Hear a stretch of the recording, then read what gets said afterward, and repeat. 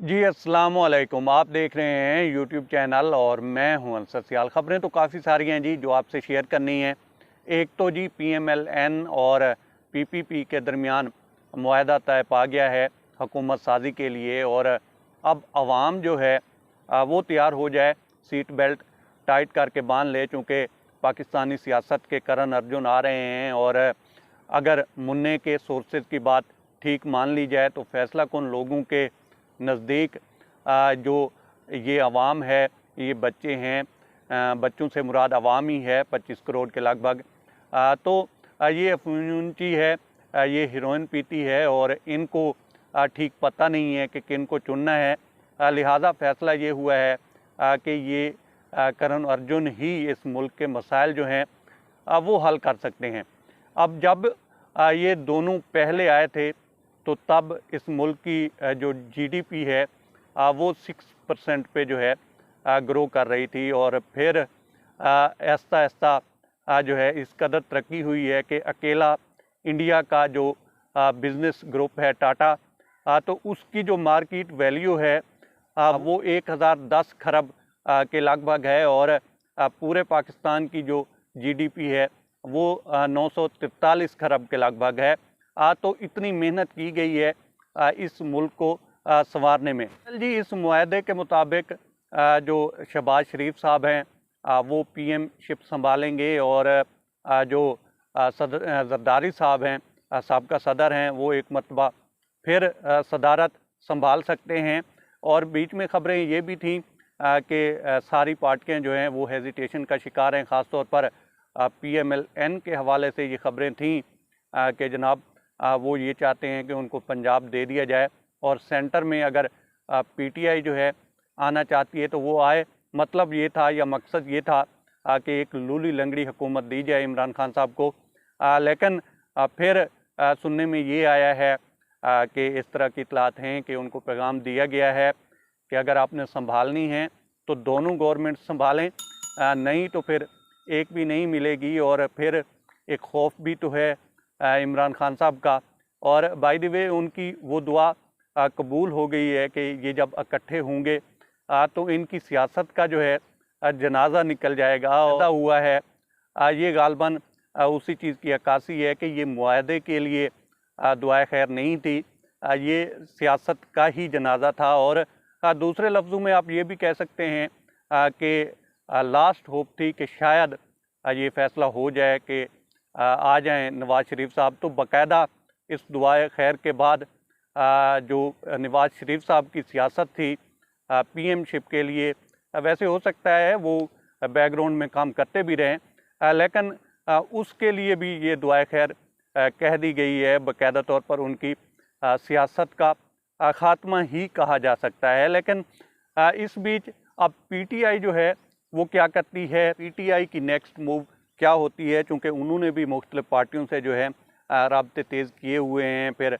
इमरान खान साहब की भी इंस्ट्रक्शन हैं, ख़ास तौर पर कुछ के हवाले से तो कहा जा सकता है कि उनसे राब्ते भी हुए, और इल्हाक भी आपको नज़र आया मुत्तहदा वहदतुल मुस्लिमीन हो, या फिर जो सुन्नी कौंसल है वो हो, या JUI हो। लेकिन कुछ के लिए तो खान साहब ने मना भी कर दिया। फिर जिस तरह से जो है सामने आ रहा है कि उन्होंने कहा जी कि आप जो है चीफ इलेक्शन कमिश्नर के इस्तीफ़े का मुतालबा करें, तो ये तहरीक भी ज़ोर पकड़ेगी।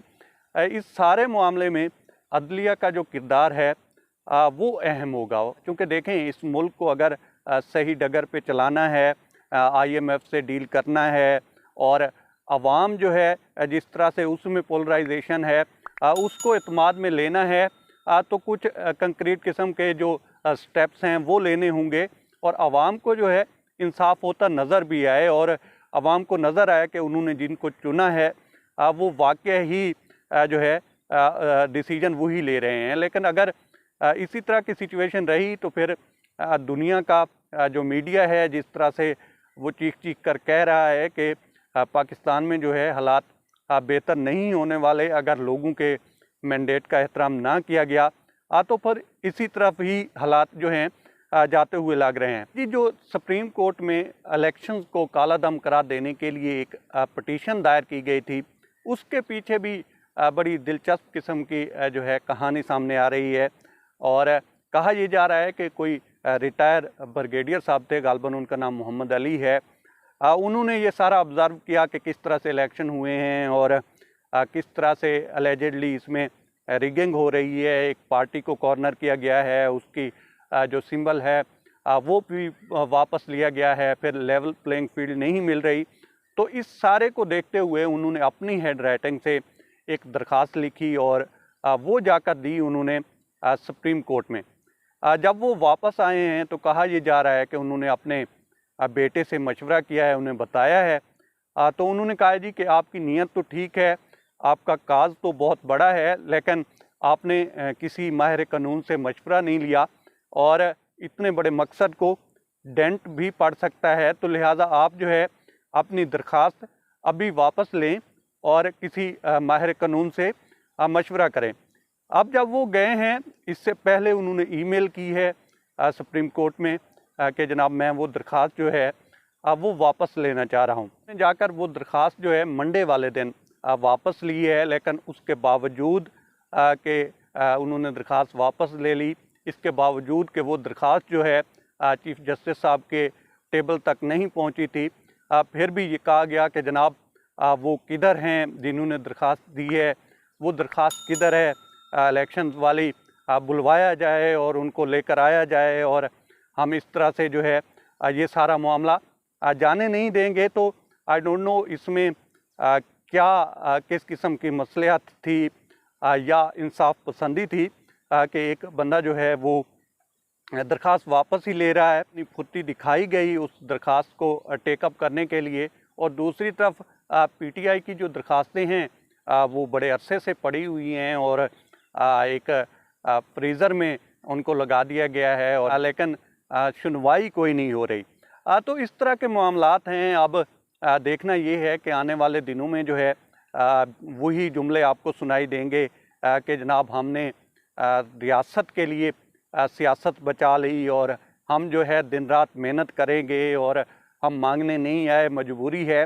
तो इस तरह के जुमले अगर इसी तरह से गवर्नमेंट जो है बन जाती है जिस तरह से पीडीएम कोशिश कर रही है तो आपको अक्सर सुनने को मिलेंगे, और इसके लिए आप तैयार भी हो जाएं। और ये गवर्नमेंट जो है इसका सबसे बड़ा इम्तिहान तो होगा ये आने वाला जो गर्मियों का सीज़न है। इसमें इलेक्ट्रिसिटी कैसे पूरी होती है और बिजली के बिल जो हैं वो किस तरह से आवाम की चीखें निकलवाते हैं। बहरहाल अब तक इतना ही। आप दोस्तों से रिक्वेस्ट है कि आप हमारे चैनल का विज़िट करें, और अगर आपको हमारे चैनल का कंटेंट पसंद आए तो इसे सब्सक्राइब करें। तामुन के लिए शुक्रिया दोस्तों। अल्लाह हाफ़िज़।